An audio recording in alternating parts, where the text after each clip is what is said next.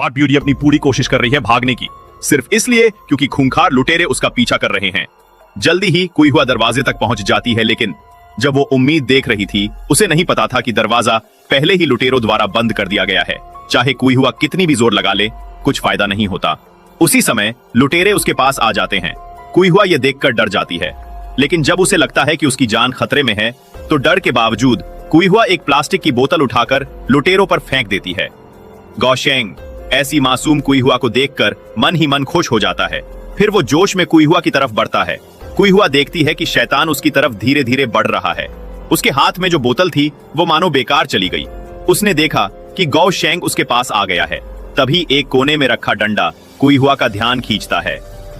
अगले ही पल वो अपना हथियार उठा लेती है और गौशेंग का सामना करने की ठान लेती है। लेकिन उसने सोचा भी नहीं था कि सामने वाला डरता ही नहीं। यहाँ तक कि जब कुई हुआ ने डंडा उठाकर उस पर वार किया, गौशेंग ने बड़ी आसानी से उस हमले को रोक लिया।